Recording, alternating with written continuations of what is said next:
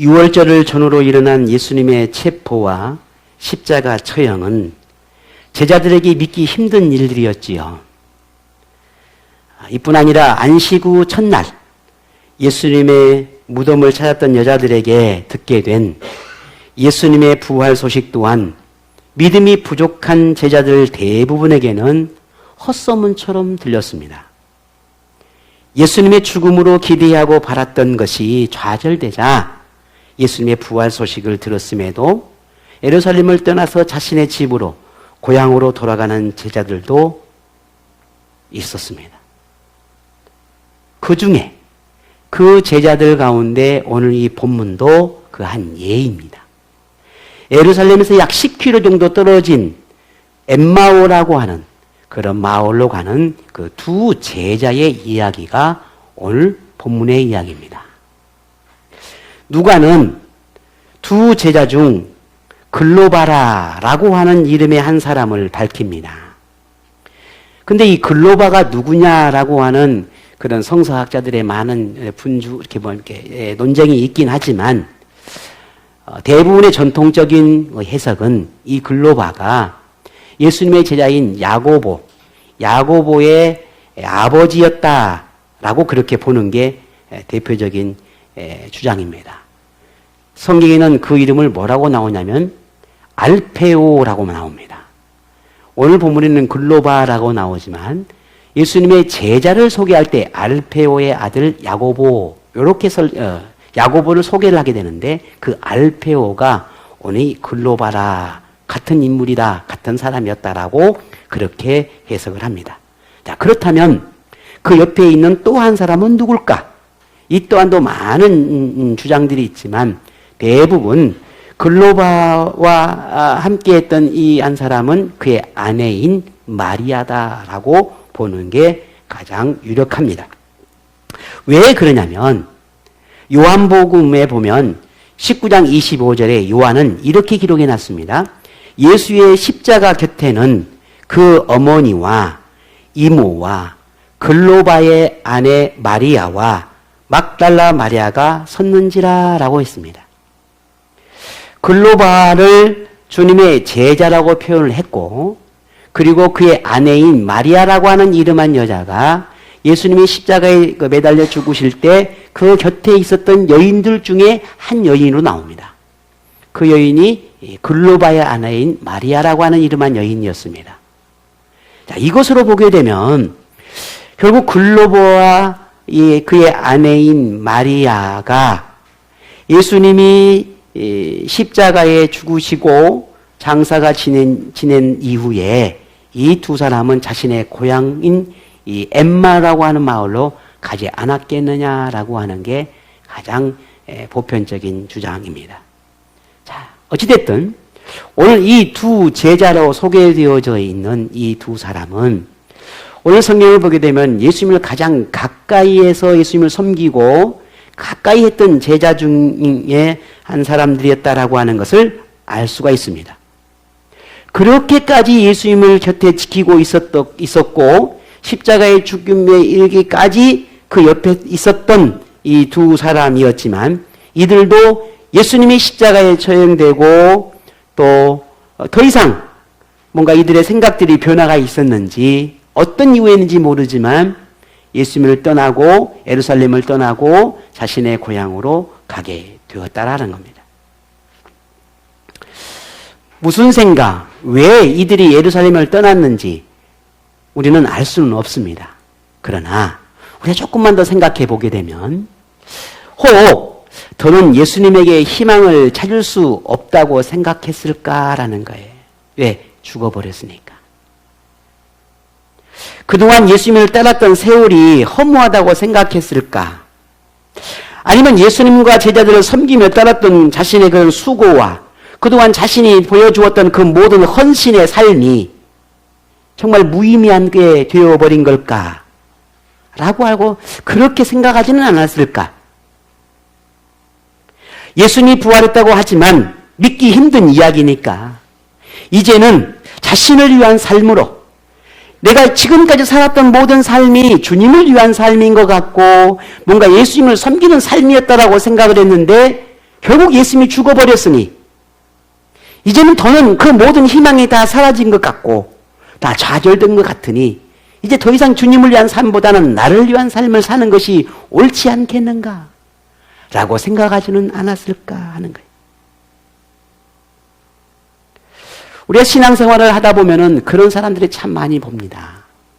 정말 좀 더 젊었을 때, 아니 조금 더 뭔가 나름의 은혜가 있을 때 충성스럽게 주님의 헌신의 삶을 살고 믿음의 삶을 살고 뭔가 수고의 삶을 살고 맡긴 직분을 감당하고 뭔가 그렇게 하나님 앞에 헌신된 삶을 살다가 어느 날 하나하나 내려놓기 시작하지요.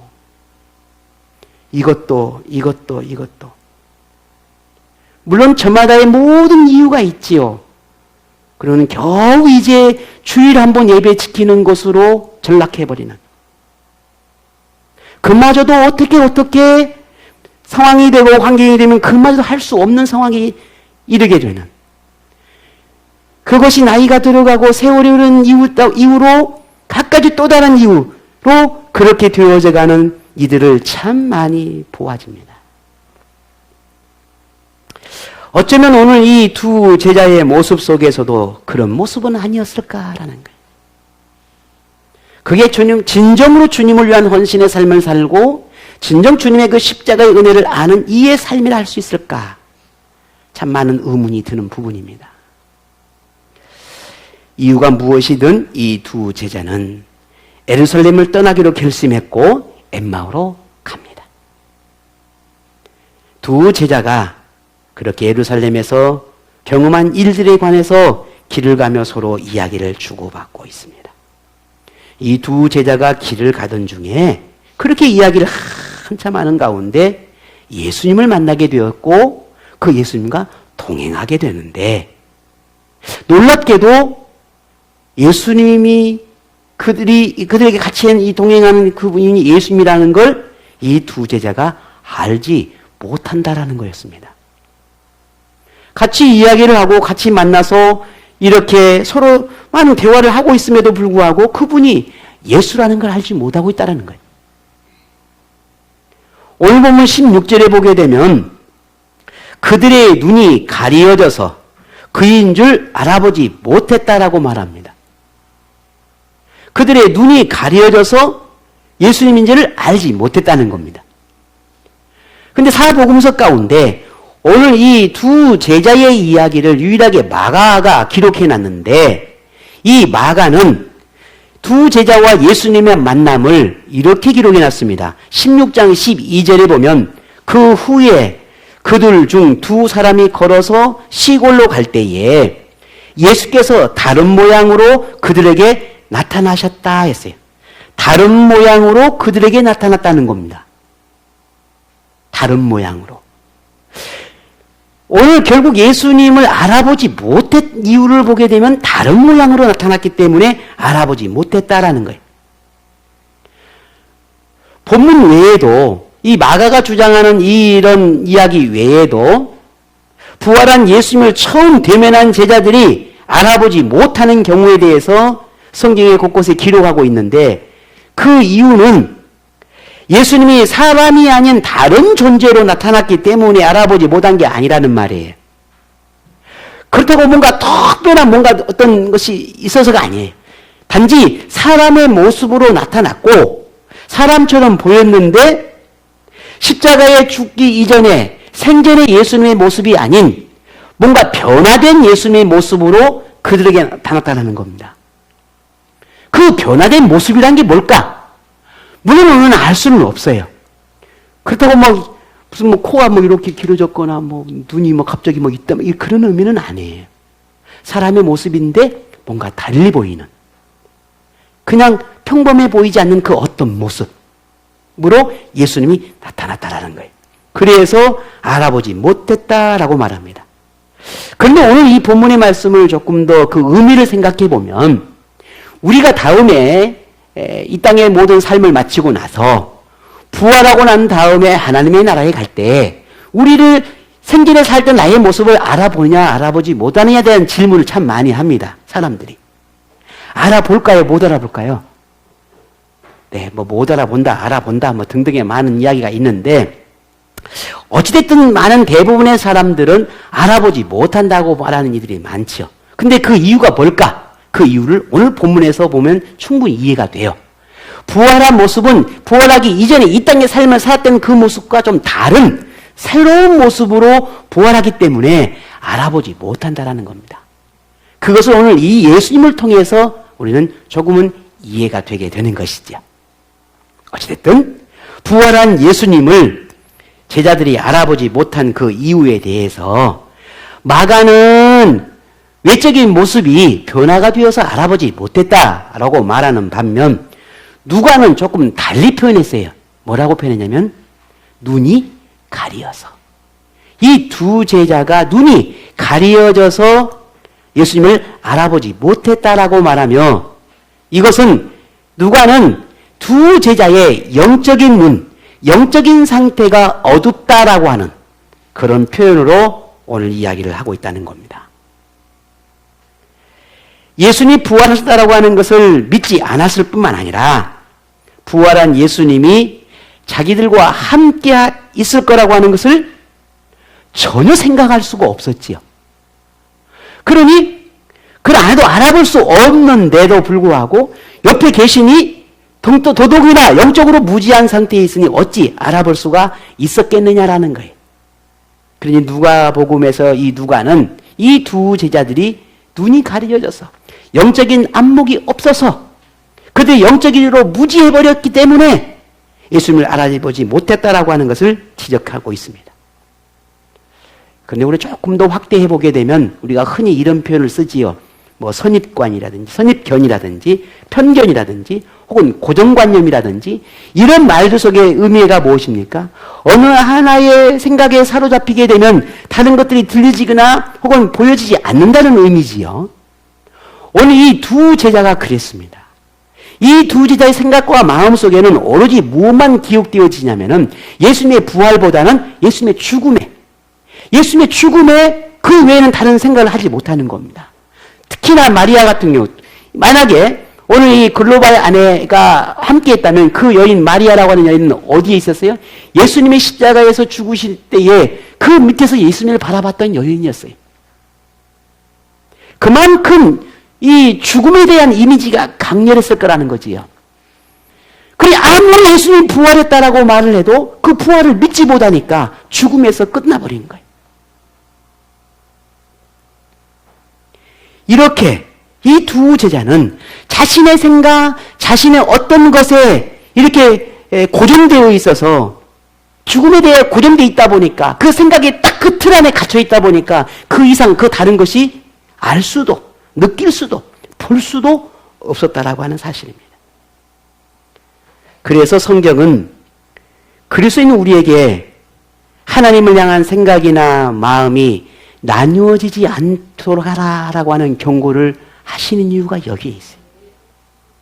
우리의 마음이 나누어져 버리거나 우리의 마음이 생각이 생에 빼앗겨 버리거나 혹은 사단에 빼앗겨 버리게 되지 않도록 경고한 이유가 여기에 있어요.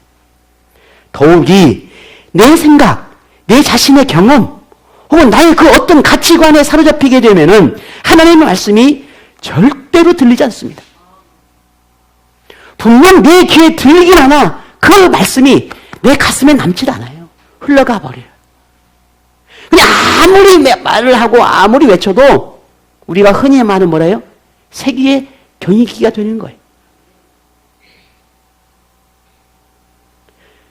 그러면 어떻게 됩니까? 결국은 아무리 말씀을 들어도 내 영적으로 무지할 수밖에 없게 되고 말씀을 들어도 깨달아지는 것이 없으니 머물러 있으나 더 이상 앞으로 나아갈 수가 없게 되는 거예요. 결국 그것은 하나님과 멀어질 수밖에 없다라고 하는 겁니다.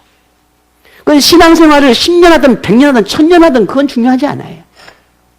내 마음에 내 생각 속에 내가 가지고 있는 고정관념, 내가 가지고 있는 생각의 틀을 벗어나지 않으면 결코 하나님의 능력의 말씀은 내게 들어오지 않아요.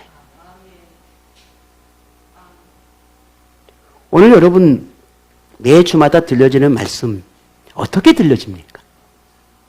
그 말씀이 지식으로 혹은 그 말씀이 단순히 알므로 아니면 과거에 이미 알고 있던 그 말씀으로 들려진다면 여러분 여전히 여기에 멈춰 있는 거예요. 두 제자들처럼. 근데 똑같은 말씀인데 그 말씀을 가슴으로 느껴지고 가슴으로 들려지게 되면 달라요. 다를 수밖에 없어요. 부활한 예수님이 동행하고 있는데도 알아보지 못한 그 두 제자에게 예수님이 이렇게 묻습니다. 뭐라고 묻습니까? 17절입니다.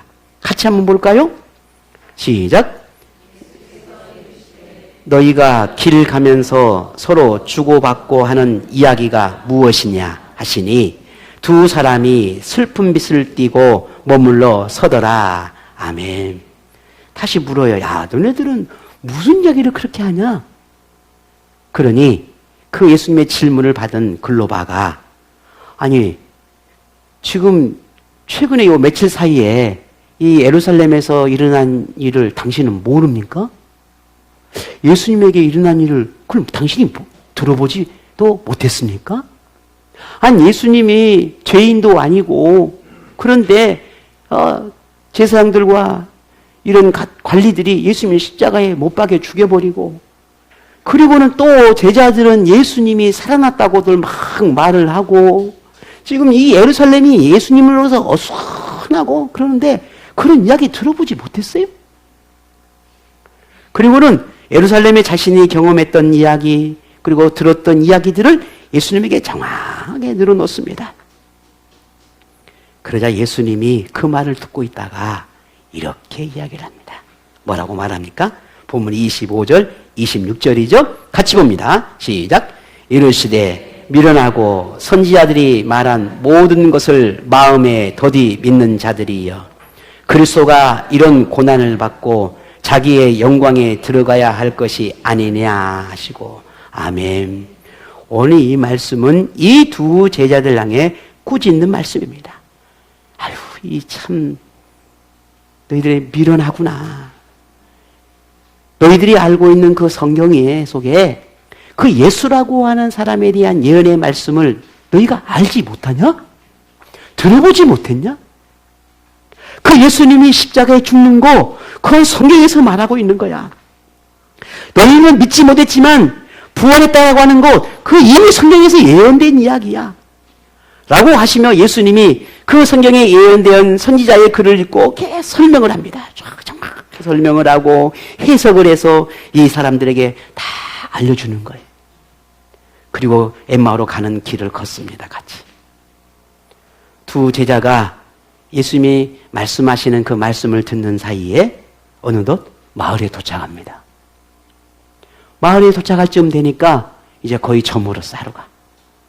그래서 두 제자는 예수님을 붙들고 예수님 날이 저물었으니까 우리 저희 집에 가서 좀 하룻밤 지내고 식사도 같이 했으면 좋겠습니다. 라고 붙듭니다. 예수님은 이 두 제자의 요청을 받아들여서 그 집에 가서 음식을 나눠 먹게 되지요. 음식을 이렇게 차려놓고 같이 나누려 할 때 예수님이 기도를 합니다. 음식 감사의 기도를 드렸겠죠. 드리고는 이제 음식을 다 나눠주고 함께 먹고 있는데 그때 이 두 제자가에게 놀라운 일이 일어납니다. 어떤 일이 납니까? 그것을 본문 31절에 이렇게 기록해 놨어요. 같이 볼까요? 시작. 그들의 눈이 밝아져 그인 줄 알아보더니 예수는 그들에게 보이지 아니하시는지라. 아멘. 자, 조금 전에 예수님을 알아보지 못했다 했어요. 눈이 어두워져서 예수님을 알아보지 못했다고 했는데 오늘 본문을 또 보니까 이제는 예수님을 알게 되었네요. 알아봤습니다. 알아보게 된 것이 뭐라고 표현했냐면 눈이 밝아졌다라고 표현했어요. 그것은 영적인 무지함이 이제 해소가 된 것이죠. 예수님을 알아볼 만큼의 영적인 감각들이 다시 되살아난 것이죠. 자, 그러면 궁금하잖아요. 조금 전에 예수님을 알아보지 못했던 이 두 제자가 예수님을 알아보게 됐어요. 근데 가만히 보니까 식사를 하고 알아봤을까요? 예수님과 함께 밥 한 끼 먹으니까 갑자기 눈이 확 밝아진 걸까요? 아니죠. 그렇잖아요.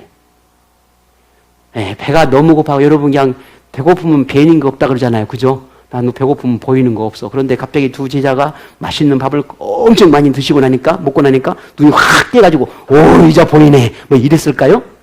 그러지는 않았습니다. 그런 의미 아니죠. 그럼 도대체 두 제자가 어떤 일이 일어났길래 무슨 일이 있었길래 이 제자가 예수님을 알아보게 되었을까? 그런데 오늘 본문을 보게 되면 그 이유를 너무 잘 알 수 있어요. 두 제자가 부활한 예수님을 만났다라고 하는 것은 우리가 분명한 사실이죠. 근데 단순히 만났기 때문에 이 두 제자에게 어떤 변화가 일어났다라고 할 만한 것은 아닙니다. 그러면 만난 그 순간에 바로 예수님을 알아보았을 것이고 바로 그들의 삶에 변화가 일어났을 거예요. 근데 그것은 아니었어요. 그럼 뭘까? 여러분 무엇일 것 같습니까? 두 제자가 이 예수님과 함께 하면서 예수님이 이들에게 꾸짖던 말씀이 있었어요. 내가 어찌리 더디 믿느냐 하시며 예수님에 관한 예언된 말씀을 풀어서 이 제자들에게 가르쳐 주었습니다. 바로 그때부터 시작된 겁니다. 예수님이 풀어 말씀을 가르쳐 주기 이전에는 눈이 어두웠지만 두 제자가 예수님을 통해서 말씀을 듣기 시작할 때부터 그들의 눈이 점점 밝아지기 시작한 겁니다. 예수님이 누구인지 믿음으로 다가오고 예수님의 죽음과 부활의 의미를 깨닫기 시작할 때, 부활한 예수님이 느껴지기 시작할 때 그들의 눈들은, 영적인 안목들은 밝아지기 시작한 것입니다. 점점 깨어나기 시작한 겁니다. 그들의 마음이, 생각이, 그들의 고집들이, 아집들이 깨어나기 시작한 것이죠. 예수님이 자기에게 대한 예언된 선지자의 글을 읽고 해석해 줄 때 바로 비로소 그들이 온전하게 깨어나게 된 것입니다. 이걸 어떻게 할 수 있습니까? 분명히 그들이 스스로 이렇게 고백했어요. 어떻게? 32절에 이렇게 말합니다. 볼까요? 같이 봅니다. 시작. 그들이 서로 말하되 길에서 우리에게 말씀하시고 우리에게 성경을 풀어주실 때에 우리 속에서 마음이 뜨겁지 아니하더냐 하고, 바로 여기에 이들의 눈이 밝아진 이유가 여기에 있었다는 거예요. 그저 아쉬움이나 아니면 예수님이 십자가에 죽었기 때문에 자열감이나 아니면 뭔가 모든 소망이 사라진 듯 했는데, 그러니까 터덜 그저 집으로 가야겠다라고 결단하고 예루살렘을 떠나왔던 그들에게 예수님이 만나 주셨고, 그들의 마음에 있는 불신과 의문과 의심들을 이 성경을 풀어서 가르쳐 줌고 그 가르쳐 주신 말씀을 듣는 그 순간에 점점 더 그들은 변화하기 시작했다라고 하는 것이죠.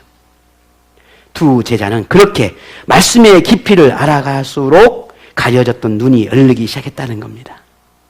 귀를 열어 말씀을 듣게 되니 들려지기 시작한 것입니다. 말씀이 마음에 담기니 마음이 뜨거워지기 시작한 것입니다. 만일 두 사람만 함께 이 길을 걷고 있었다면 어떻게 됐을까? 여러분 한번 생각해 보시죠. 만약에 이 가는 길에 예수님을 만나지 않았다면 어떻게 됐을까? 우리는 이런 일이 있을 수 있었을까? 라고 우리는 생각하게 될 것입니다. 맞습니다. 그렇습니다. 그저 이들은 예수님께서 너희들 무슨 이야기를 그렇게 하니? 라고 물어볼 때 예루살렘에 있었던 이야기, 장황한 그런 이야기들이 전부였습니다. 그러면 이 두 사람이 이 길을 갈 때에 그런 이야기를 하지 않았겠습니까? 우리가 언제 어느 때 예수님을 만났고 그때 예수님이 우리를 이렇게 불러줬고 예수님을 만나서 이런 말씀을 들었고 이런 기적들도 예수님이 행하셨는데, 만약에 부부였으면 그랬겠죠. 여보 그때 참 좋았어, 그지? 들판에서 이런 말씀도 들었고 들판에서 이런 기적도 우리가 목격했지, 그지? 광야에서도 혹은 이런 상황 속에서도 아픈 자가 일어나고 귀신 들린 자가 치료되는 그런 역사를 우리 볼 때 얼마나 우리 뜨거웠어? 얼마나 우리 막 감격스러웠어? 얼마나 놀라웠어? 그랬지. 서로 그런 이야기를 하며 길을 걷고 있었겠지요. 그러며 서로 회의감도 혹은 후회함도 혹은 때로는 감사함이나 즐거움이나 기뻤던 순간들을 떠올리며 그런 아쉬운 마음을 달래며 그렇게 길을 걸어갔을 것입니다. 예수님이 부활했다는데 그게 사실인지, 우리가 막 나오기 전에 여자들이 예수님 부활했다는데 부활했을까? 본 사람이 아무 없다는데 뭐 베드로나 다른 제들도 가봐도 예수님이 무덤이 없었대.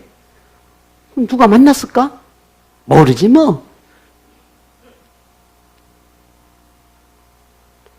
만약에 진짜 예수님 살아났으면 누굴 만나긴 만나겠지? 우리도 만날 수 있을까? 모르지 뭐. 그렇게 길을 갔을 거라는 거예요. 아쉬움, 때로는 아픔, 때로는 어쩌면 갖가지 감정의 변화를 가지고 고향으로 집으로 가고 있을 거예요.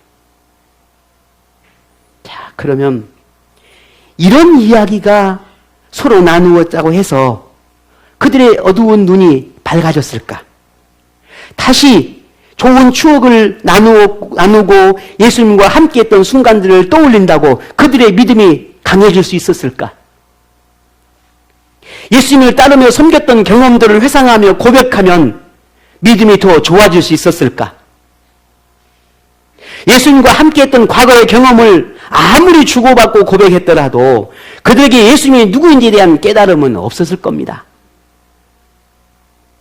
두 제자는 예수님을 함께 섬기고 함께 따라다니며 함께 보고 듣고 경험했으니 누구보다 서로 말이 통하고 생각이 통했을 거랍니다. 그렇지 않았겠어요? 그랬지. 우리 봤지. 그럼 봤지. 나도 이런 생각했는데 당신은 그래서 나도 그거 생각이 나도 똑같아. 예수님이 이래 했는데 당신은 어땠어? 나도 이래 했는데 맞아. 나도 그랬어. 왜? 함께하고 함께 따랐기 때문에 함께 경험하고 함께 보았기 때문에 서로 소통하고 서로 뭔가 공감하는 것들이 훨씬 많았을 거라는 겁니다. 그래서 공감하는 것도 많아서 많은 이야기를 나눌 수 있었겠지요. 그런데 그것이 그렇게 공감하고 나눈 것들이 그 두 사람에게 믿음이 더 성장시켰을까라는 거예요. 서로에게 위로와 격려와 예수님을 따르는 삶에 도움은 주었을지 모르지만 가장 중요한 믿음의 성장은 일어나지 못했다라고 하는 거예요. 그리스도인 중에도 오늘날을 더더욱 그런 듯 싶습니다. 오늘 이 두 제자와의 모습에 참 많은 유사점을 보게 돼요. 무슨 말입니까? 교회 지도자의 가르침보다는 성경의 깊이를 알기를 바라기보다는 그저 나의 좋은 친구, 믿음의 좋은 친구나 아니면 주변 믿음의 사람들의 말에 더 귀를 기울인다는 거예요. 믿음의 좋은 친구가 있다라고 하는 것은 신앙생활에 도움이 되는 것은 분명한 사실입니다. 참 많은 도움이 되지요. 하지만 가장 중요한 진리를 깨닫고 그 진리의 말씀에 순종의 삶을 사는 데는 오히려 그 믿음의 친구가 장애가 되는 경우들이 훨씬 더 많습니다. 왜 그럴까요? 서로가 너무 잘 알아요. 서로가 너무 잘 알기 때문에 그저 서로에게 위로하고 그저 서로에게 격려해주고 그저 서로 공감하는 것에 그쳐버리기 때문에 그래요. 서로에게 권면을 하거나 서로를 위해서 훈계를 하거나 혹은 서로가 믿음의 성장을 위해서 서로가 노력하려고 하는 그 어떤 것보다 맞아, 나도 그래, 누구도 그래? 그랬구나. 거기에 끝나는 거예요. 그러니 믿음의 성장이 일어나지 않아요. 그저 동료에 불과한 것입니다. 자, 우리 한번 생각해 보십시다. 오늘 우리가 말씀의 깊이를 알게 되고 깨닫는 기쁨과 믿음의 성장을 경험할 때가 언제였는지 한번 여러분 기억해 보십시오. 가슴에 새겨지고 마음의 결단이 생겨날 때가 언제였는지 한번 생각해 보십시오. 친구와 함께 추억 속에 묻어두었던 과거 신앙생활을 들추며 나눌 때보다는 오히려 예배 속에서 설교를 통해 들려지는 말씀을 들을 때 있을 겁니다. 지도자를 통해 말씀의 의미와 뜻을 배우고 훈련받을 때가 훨씬 더 여러분 믿음이 더 성장하고 마음이 뜨거웠을 겁니다. 예배 속에서 설교를 통해 들려지는 말씀이 때로는 책망이기도 하고, 때로는 그게 질책이기도 하고, 때로는 훈계이기도 하고, 때로는 권면이기도 할 것입니다. 그런데 그것이 훨씬 더 우리의 마음을 뜨겁게 했고, 그것이 나를 더 성장시켰고, 그것이 나를 훨씬 더 나되게 만들었어요. 그런데 이것이 어느 날 점점 더 주변에 대해 시선과 마음이 주변으로 가기 시작할 때부터 여러분 우리를 보십시다. 나의 성장이 일어나고 있는지, 나의 믿음은 어디만큼 있는지 멈춰버렸어요. 멈춰버렸다고.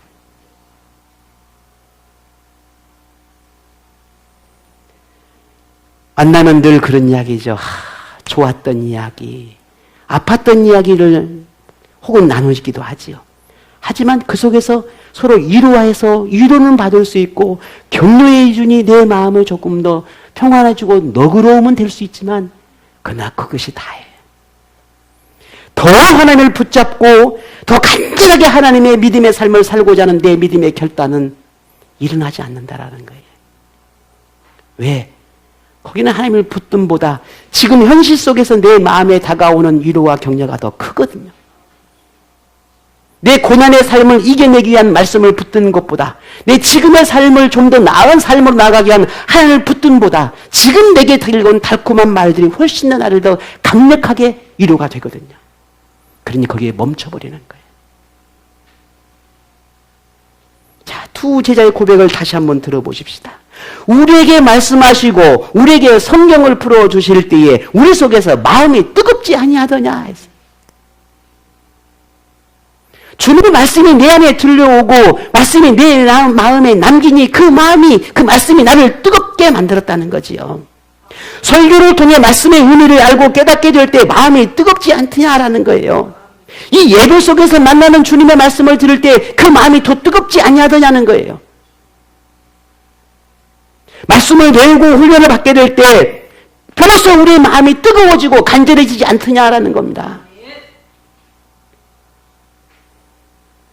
기도하고 부르짖는 것이 그저 길을 가다가 아니면 어느 곳에서 그저 우연하게 아니면 어느 상황에 그저 한마디 부르짖는 기도보다, 말하는 그 기도보다 아버지의 집을 찾아 부르짖고 구하고 그 기도가 훨씬 더 우리의 마음을 더 뜨겁게 하지 않더냐는 거예요.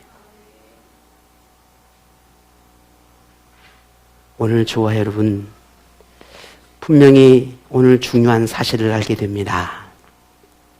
오늘 이 두 제자의 삶의 변화가 어느 시점에서 일어났는지 어떻게 일어났는지 우리는 분명히 알아야 합니다. 두 제자가 예수님이 가르치신 말씀을 듣고 깨닫게 되었습니다. 그 말씀을 듣고 깨닫게 되니 그 마음이 뜨거워졌고 마음이 뜨거워지니 그들이 가만히 있을 수가 없었습니다. 어떻겠습니까? 오늘 33절에 보니 곧 그때로 일어나 예루살렘에 돌아갔다라고 했어요. 예루살렘에서 떠났던 이들이 다시 예루살렘으로 돌아가게 된 겁니다. 무슨 말입니까? 왜 이럴까? 예수님의 부활이 사실이라는 걸 다른 제자들에게 알리고 싶었습니다. 예수님에게 일어난 일이 선지자를 통해서 예언된 일이라는 걸, 예수님이 메시아이고 구주이고 하나님이 아들이라고 하는 것을 성경에 예언된 말씀이 그대로 이루어졌다는 것을 알려주고 싶었기 때문입니다. 왜? 이제는 이들이 알았거든요. 이제는 그걸 믿을 수 있게 되었거든요. 어떻게? 하나님께서, 주님께서 말씀을 풀어서 자세하게 설명해 주니 그 마음이 뜨거워지니 그들이 머물거릴 것도 망설일 것도 없게 된 것입니다. 빨리 가서 나와 똑같이 믿음 없는 제자들이 있었고 나와 똑같이 집으로 돌아간 이들이 있었고 나와 똑같이 의문과 의심을 가진 이들이 있었으니 그들에게 내가 만난 그 예수님, 내가 들은 예수님의 그 말씀을 알려줘야 되겠다라고 생각한 것이죠. 결국 이 두 제자가 변화의 시작은 여기서 일어나는 것입니다. 오늘 35절에 이렇게 말하죠. 같이 볼까요? 두 사람도 길에서 된 일과 예수께서 떡을 떼심으로 자기들에게 알려주신 것을 말하더라 했습니다. 우리의 삶의 변화는 어디서 시작되냐면 말에서 시작되는 거예요. 오늘 우리가 서로 여러분 한 주간에 살면서 어떤 말들이 내 입에서 많이 나오는지를 보면 우리 안에 뭐가 들어있는지를 알 수 있어요. 네. 그저 하나님의 말들이 많이 나오면 내 안에 하나님이 있어. 하나님이 주신 은혜가 있으니 내 말이 하나님이 나오는 거예요. 근심하고 걱정하는 것이 많이 있으면 근심거리, 걱정거리가 나오게 돼 있어요. 부정하고 뭔가 원망스럽고 불평이 많으면 내 안에 있으면 역시도 내 입의 말들이 그렇게 부정하고 불평하는 것들이 나와요. 오늘 이 두 제자 마음에 말씀으로 채워지고 뜨거워지니까 가서 빨리 말하지 않으면 안 되는 그런 갈망함이 이 제자에게 있다는 거예요. 지난 한 주간 여러분 무슨 말들이 많이 한 것 같습니까? 감사의 말들을 많이 했습니까? 아니면 불평의 말들을 많이 했습니까? 아니면 짜증스럽고 화내고 그런 말들을 여러분 많이 하셨어요? 아니면 버럭버럭 하셨습니까? 아니면 맨날 아이고 뭐 먹고 살까? 어찌고 살까? 어떻게 살까? 내 새끼는 뭐하나? 내 새끼는 뭐하나? 남편은 뭐가? 아내는 뭐하나? 맨날 이렇게만 하고 있습니까? 아니면 하나님께 구하고 아뢰고 하나님의 도움을 요청하고 하나님의 은혜를 구하는 그런 고백들이 많으셨어요. 염려와 걱정하는 고백들이 많았습니까? 아니면 감사와 하나님의 은혜의 고백들이 많았습니까?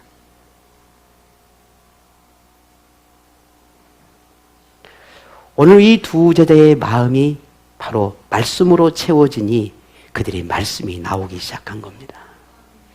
아무리 많은 말씀을 알고 있더라도 그 말씀이 생명력이 있게 되는 것은 듣는 사람이 깨달아 믿음으로 고백할 때, 말씀이 생명력이 있다라고 하는 그 증거는 말씀을 듣는 사람을 통해서 드러나는데, 말씀을 받는 사람의 마음에 그 말씀이 뿌리가 내려지고 열매가 맺혀질 때 비로소 그 말씀의 생명력이 증명이 되는 것입니다.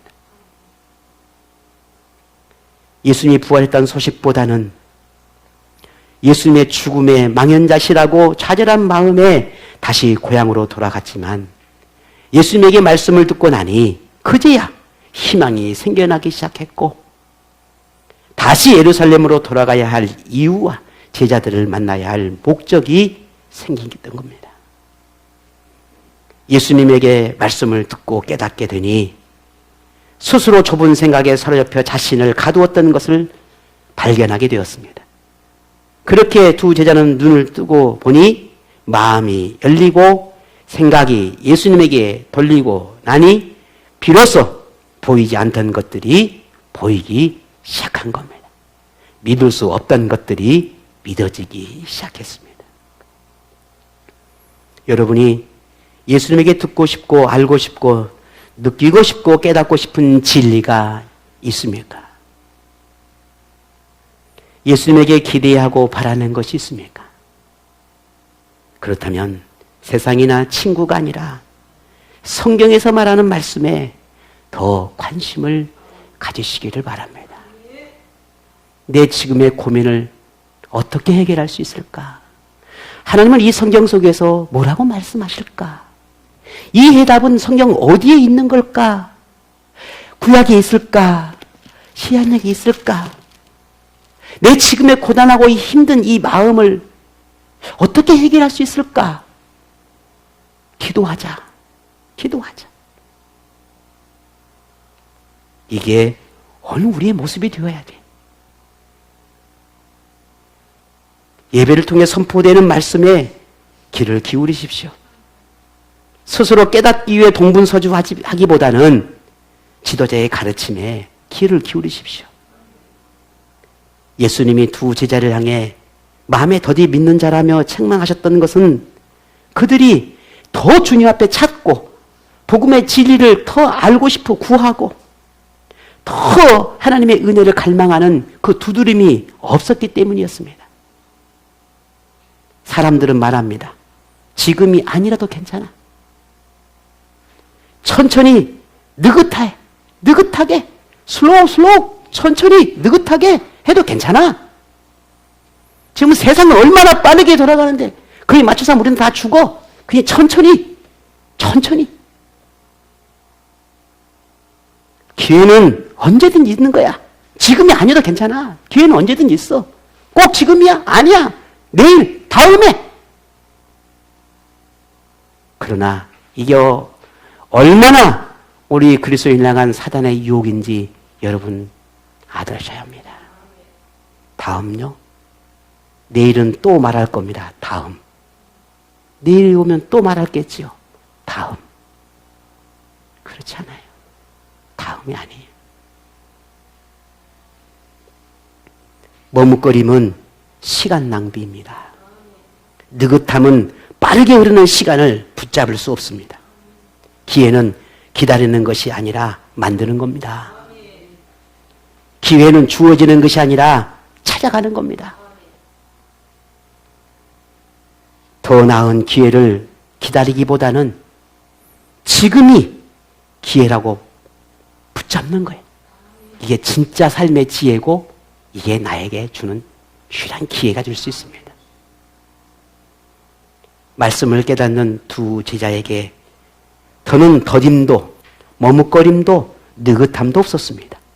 당장 전하지 않으면, 움직이지 않으면, 행하지 않으면 안 되는 그런 마음의 뜨거움이 그들을 이끌었습니다. 이처럼 말씀이 들리면 예수님이 느껴지고 말씀이 말씀으로 다가오면 가슴이 뜨거워집니다. 말씀이 능력이 되어 오늘 여러분의 삶을 변화시킬 것이고 그 말씀이 여러분의 마음에 새겨지면 더 큰 믿음으로 그 말씀이 여러분을 성장시켜 갈 것입니다.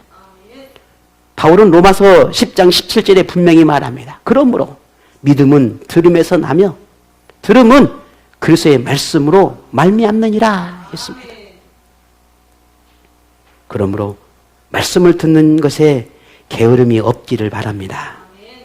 말씀으로 가르침을 받는 것을 가볍게 여기지 않기를 바랍니다. 신앙생활의 가장 기본인 예배와 말씀과 기도 생활을 여러분 성실하십시오. 기본이 무너지면 다 무너지는 거예요. 아무리 화려한 집이라 할지라도 기초가 부실하면 그 집은 무너지는 거예요. 신앙도 마찬가지입니다. 내 속에 아무리 뜨거운 마음이 있고 내 생각에 아무리 간절한 그런 믿음이 있는 것 같아도 가장 기본적인 신앙의 삶을 살아내지 못하면 그건 한순간에 무너지는 겁니다. 그건 아무 의미가 없는 거예요. 그러니 기본에 충실하십시오. 기도의 삶에, 말씀을 붙드는 삶에 주어진 직분에 성실하게 가장 기본적인 믿음의 삶을 살아낼 때 비록 외적으로 보이고 화려하지 않아도 가장 건강한 집이 되는 겁니다. 그것이 오늘 우리의 삶의 지혜이기도 해요. 신앙생활도 마찬가지입니다. 저는 믿어요. 여러분이 기도하는 삶, 말씀을 붙드는 삶이 지금 당장은 내게 어떤 능력이 나타나는 것이 않는 것 같고 내게 그렇게 믿음이 없는 것 같고 뭔가 내가 뭘 믿고 있냐라고 하는 그런 생각을 하는 것 같아도 그런 믿음의 성실함을 가지고 신앙의 기본적인 삶을 성실하게 살아내는 사람은 반드시 그 힘이, 그 능력이 나타날 때가 와요. 반드시 드러납니다.